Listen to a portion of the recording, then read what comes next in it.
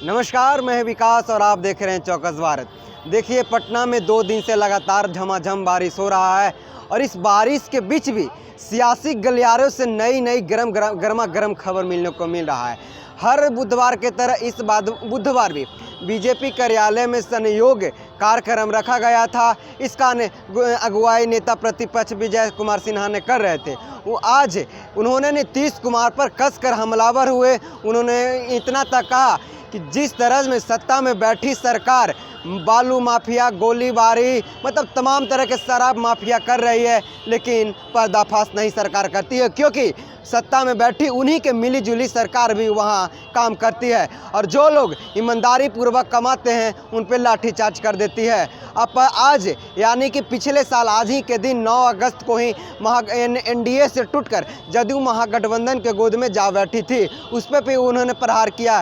पहले उनका बयान को सुनिए, क्या कुछ कर रहे हैं विजय कुमार सिन्हा। शिक्षा मंत्री का और कई मंत्री को नीतीश कुमार जी अपमानित किए, ये आरजेडी की उपलब्धि है। शिक्षकों को धोखा दिया, सालों से काम कर रहे शिक्षकों पर भरोसा नहीं किया और परीक्षा देने के नाम पर पूरी अराजकता का माहौल बनाया। बार बार नियमावली में संशोधन करके अपनी विश्वसनीयता को खत्म किया। शैक्षणिक अराजकता का वातावरण बनाया, ये इनकी सबसे बड़ी उपलब्धि साल भर की है। बेरोजगार नौजवानों को ठगने का काम पहली कैबिनेट में पहली कलम से 10 लाख को नौकरी देने का वादा तेजस्वी जी का हवा निकल गया। उपलब्धि में 10 लाख की नौकरी का हिसाब देना चाहिए सरकार को। जो एनडीए के समय में हमने नियुक्ति का वातावरण बनाया था, वह नियुक्ति भी पूरा नहीं कर पाए।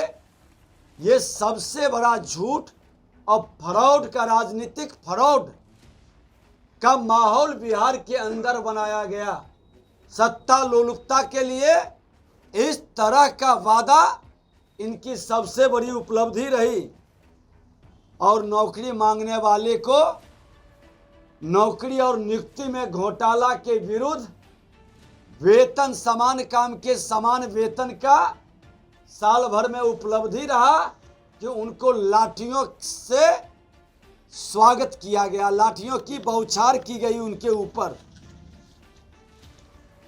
साल भर में इनकी उपलब्धि रही भ्रष्टाचार का बोलबाला। 1717 करोड़ अगवानी सुल्तानगंज पुल पानी में बह गया, जिसकी जिम्मेवारी तय करके कार्रवाई होनी चाहिए, उसको प्रमोशन मिल जाता है, वैसे पदाधिकारी को मनोनुकूल जगह मिलता है। ये इनकी सबसे बड़ी उपलब्धि रही। स्वास्थ्य विभाग किस तरह से लाचार, बेबस और अराजकता का शिकार है।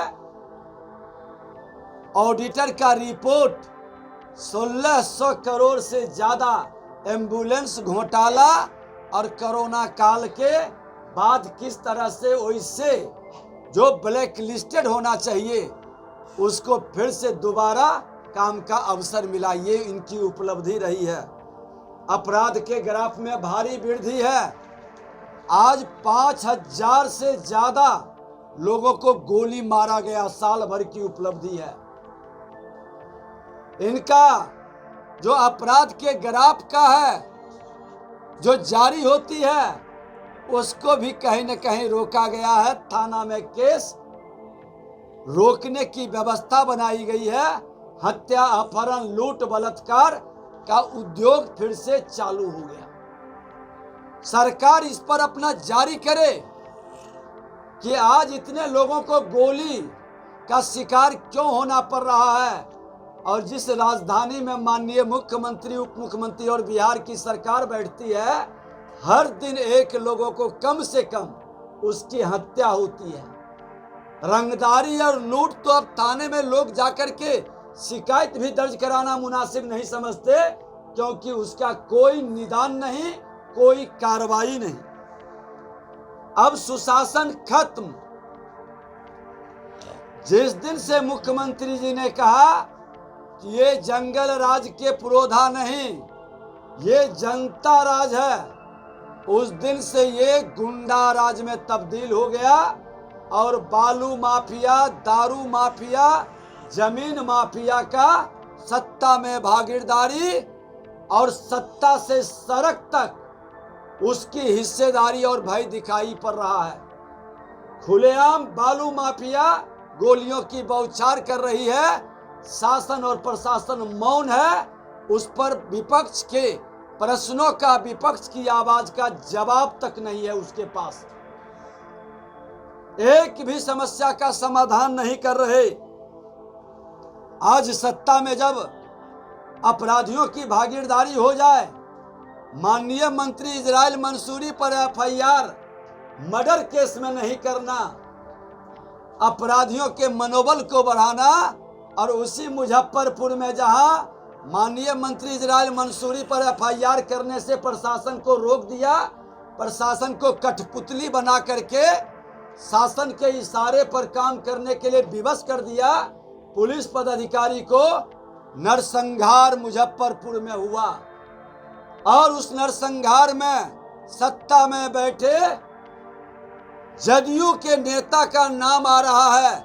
ये सीबीआई से, हाईकोर्ट के जज से जांच नहीं कराएंगे, क्योंकि सत्ता में अपराधियों और भ्रष्टाचारियों का चेहरा खुलकर सामने आएगा। ये इनकी साल भर की उपलब्धि है, सिर्फ खाना पूर्ति बनकर रह गया। आप वो जारी करें रिपोर्ट कि कितने लोग आए और कितने पर आपने कार्रवाई किया। हम तो विपक्ष जनता की आवाज को प्रेस मीडिया के माध्यम से शासन प्रशासन तक पहुंचाते हैं ताकि सरकार समाधान करे, लेकिन इनको लोकतंत्र में विश्वास नहीं है। ये जहरीली शराब से सैकड़ों लोगों की हुई मौत का मुआवजा भी पूरा नहीं दे पाते हैं और बीमारी कह करके उसको बरगलाने का, भटकाने का खेल खेलते हैं। ये इनकी साल भर की उपलब्धि है। आज साल भर की उपलब्धि में मैं बता देना चाहता हूं कि आज विशेष समिति का रिपोर्ट सदन पटल पर नहीं रखा जाना, जिसमें भ्रष्टाचार का करोड़ों रुपया का घोटाला था, क्यों उसको नहीं सदन पटल पर रख करके रोकना, बरगलाना और उस कमेटी को, एमकेसीएल का विशेष उस कमेटी को फिर से रीओपनिंग करना और उसको नीपा पोती का खेल करना, ये सरकार के भ्रष्टाचार की उपलब्धि है। विधायिका के मान सम्मान को गिराने का और हर ब्लॉक में विधायकों के लिए बैठने का कार्यालय जो हमने सदन के अंदर सर्वसम्मति से पास किया था, आज तक नहीं उपलब्ध कराना, विधायिका को कमजोर करना और अपमानित करने का इनकी उपलब्धि है। सदन के नेता माननीय नीतीश कुमार जी वैश्विक लोकप्रियता कुछ पच नहीं रही है, उन पर उम्र और संगत दोनों का असर दिख रहा है। मुख्यमंत्री के साल भर में जो सिद्धांत विहीन समझौता सत्ता के लिए किए हैं, उनका उम्र और संगत का असर दिख रहा है, जिसके खिलाफ बिहार के बिहारी, हर समाज के लोग लड़कर, अपना बलिदान देकर, अपना जवानी को बर्बाद करके जिन लोगों ने बिहार को बदला था, बिहार को वहीं पर पहुंचा करके ये जंगल राज को गुंडा राज में तब्दील कर दिए। यही साल भर की इनकी उपलब्धि है और बिहार के प्रबुद्ध जनता नीतीश कुमार के इस वैचारिक दिवालियापन से हतप्रत है, निराश है, हताश है।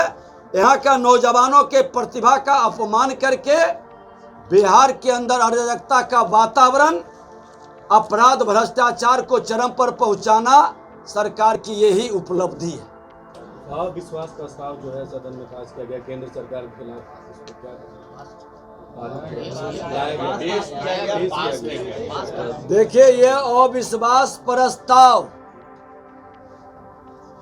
उन वंशवादियों भ्रष्टाचारियों की जमात लाई है जिसको डर लग रहा है कि हमारा INDIA का गठबंधन एकजुट नहीं रह पाए, तो उसको एकजुट रखने का, जनता को भ्रमित करने का, मणिपुर के नाम पर अपनी राजनीति चमकाने का, और बिहार में जिस दलित बेटी का चीरहरण हुआ, जिसका वस्त्र फाड़ा गया, उस दलित के साथ सामूहिक पति के सामने बलात्कार किया गया, उसके संदर्भ में एक शब्द की चर्चा नहीं करना इनके दिवालियापन को दर्शाता है।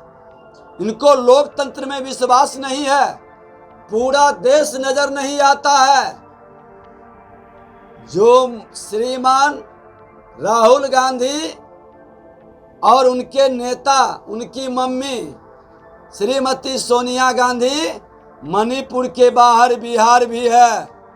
बिहार के अंदर हो रहे अत्याचार, व्यभिचार, अपराध, भ्रष्टाचार पर आपकी मुंह बंद क्यों है?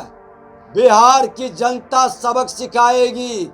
इस INDIA का चेहरे जो छुपाने का प्रयास कर रहे हैं और जो नौटंकी करके अविश्वास प्रस्ताव ला रहे हैं, अरे खुला बहस आपने क्यों नहीं किया?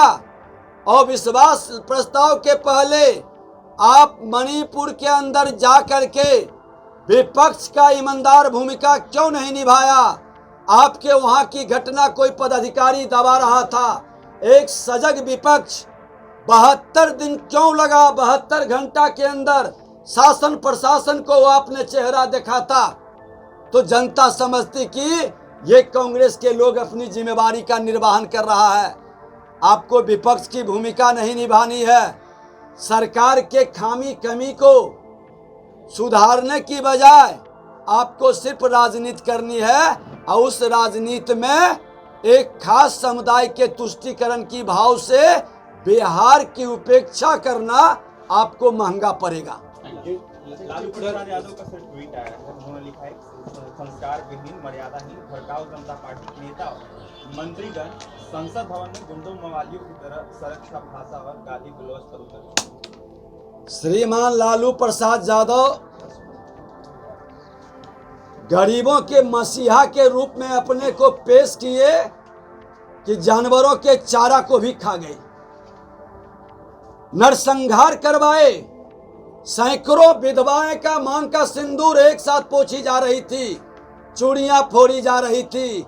जातीय उन्माद पैदा करके अपराधी मवाली को अपने आवास में पनाह देने का, बॉबी कांड में अपने परिवार को बचाने का, ये तो इनका परिचय है। और इस परिचय पर मौन क्यों हो जाते हैं? आज देश के प्रधानमंत्री नरेंद्र मोदी जी और उनके मंत्रिमंडल के लोग कोई अपराधी मवाली नरसंहार और चारा नहीं खाया है। कोई इन तरह के बालू माफियाओं के बल पर सरकार नहीं चलाया है। खुल के बहस करें, आवे बैठें और बताएं कि आपका 15 साल, नरेंद्र मोदी जी देश के प्रधानमंत्री का 9 साल, दोनों का हिसाब जनता के सामने बहस से ले लें। संस्कार की बात करने के पहले आज बिहार में लोकतंत्र शांतिपूर्ण ढंग से विपक्ष की आवाज को दबाना, आंदोलन करने पर लाठियों की बौछार और बिजली मांगने पर गोलियों की बौछार, ये कौन सा संस्कार है? जमीन माफिया किसके दल के लोग हैं? बालू माफिया किस दल से जुड़े हैं? बलात्कारी विधायक किस दल के हैं? बताना तो होगा। ये संस्कार कहां से आया और किसने दिया है, ये भी स्पष्ट करें। राजनीतिक अस्थिरता से प्रशासनिक अराजकता, भ्रष्टाचार, अपराध चरम पर। सरकार में बालू माफिया, दारू माफिया, जमीन माफिया की भागीदारी आज खुल करके सत्ता के लिए समझौता, और ये सरकार जांच करे, रिपोर्ट कार्ड जारी करे। क्या थाने के अंदर किन लोग की बैठकी होती है, ये गोली लगने वाले का रिपोर्ट दर्ज क्यों नहीं कर पाते और उस पर कार्रवाई क्यों नहीं होती है? आज रामनवमी हो या आपके मुहर्रम हो, इतनी उग्रता का वातावरण तुष्टीकरण की राजनीति में कैसे बना, मैंने विस्तार से डिटेल में पहले बता चुके हैं। सर एक सवाल है, जेडीयू के जो राष्ट्रीय अध्यक्ष ललन सिंह वो कह रहे हैं कि जो अलायंस इंडिया बना है उसे एनडीए में डर है, सारे भ्रष्टाचारी को अपने वॉशिंग मशीन में धो देते हैं। देखिए, क्षेत्रीय दल के राष्ट्रीय अध्यक्ष इन्होंने ही ने कहा था, जिस क्षेत्र से चुनाव जीत के आते हैं कहते हैं मैं राजद में कभी नहीं जाऊंगा, पान की दुकान खोल लूंगा। आज जिस राजद के साथ गलवहियां करके जिन भ्रष्टाचारियों के विरुद्ध इन्होंने कोर्ट में केस करने के लिए गए थे, उनके कारण श्रीमान लालू प्रसाद यादव जेल भी गए हैं। आज उस लालू प्रसाद और तेजस्वी यादव जी को महान बता रहे हैं। ऐसे मानसिकता और विचारधारा के लोग की विश्वसनीयता बिहार की जनता भी समझती है और इन पर कोई विश्वास भी नहीं करता है। फंडिंग जब इसको वही कर रहे थे, जब थे फंडिंग की जो बात उन्होंने कही निष्कांत जदयू को फंडिंग होगा जब वहाँ पे लोकसभा में उन्होंने कहा, लोकसभा में देखिए, माननीय सांसद निशिकांत दुबे जी ने कहा है कि आज चाइना और पाकिस्तान किस तरह से और किन लोगों को फंडिंग करके किसका भ्रामक वातावरण बना रहे हैं और चाइना पाकिस्तान का कौन व्यक्ति उसके एजेंडा को देश में लागू करना चाहता है। INDIA के अंदर बैठे लोग चाइना और पाकिस्तान के फंडिंग और एजेंडा को देश में लाकर भ्रमित करने का प्रयास करके देश में भी राजनीति को अस्थिरता लाना चाहता है। उन्होंने इस विषय को विस्तार से बताया है और पूरा देश की जनता जानती है कि कभी वामपंथियों के माध्यम से, कभी कांग्रेस के राहुल गांधी के माध्यम से, कभी अन्य किसी को हथियार बनाकर चाइना भारत को अस्थिरता, राजनीति को अस्थिरता का शिकार करके कमजोर करना चाहता है। लेकिन देश की जनता एक मजबूत नेतृत्व, देश के प्रधानमंत्री माननीय नरेंद्र मोदी जी के साथ पूरी तरह से खड़ा है। वह जानता है कि भारत को कमजोर करने वाले को हम अवसर देंगे तो फिर देश के अंदर ऐसे छोटे छोटे दल सिर्फ देश में अराजकता फैलाएगा, भ्रष्टाचार और अपराध, उग्रवाद, आतंकवाद चरम पर पहुंचाएगा। आपने सुना होगा, इन्होंने कहा है कि जिस तरह से साल भर पहले इन्होंने वादा एनडीए से तोड़कर जनता को धोखा देकर जंगल राज के गोद में जा बैठे हैं नीतीश कुमार, वैसे ही कार्य कर रहे हैं। जिस तरह से आए दिन बिहार में कभी गोलीबारी हो तो कभी शराब माफिया हो, कभी बालू माफिया हो, और उन्हीं की संदिग्ध यानी कि उन्हीं की सरकार में बैठे लोग करवा रहे हैं। उन्होंने ललन सिंह पर भी हमला हुआ, जो ललन सिंह कुछ दिन पहले यानी कि साल भर पहले बोले थे कि मैं पान की गुंटी खोल लूँगा, पान की दुकान खोल लूँगा, पान बेच लूँगा, लेकिन महागठबंधन में नहीं जाऊँगा, यानी कि आरजेडी में नहीं जाऊँगा। लेकिन कैसे हैं, उनका बयान कहाँ गया? जाके उन्हीं के गोद में बैठ गए हैं। उन्हें सवाल खड़े करते हुए बोले हैं कि क्या अब वो पान का दुकान कहाँ गया? क्या पान का दुकान आरजेडी को समझ रहे थे? इस पर आपकी क्या राय है? आप हमें कमेंट बॉक्स में ज़रूर बताइएगा। धन्यवाद।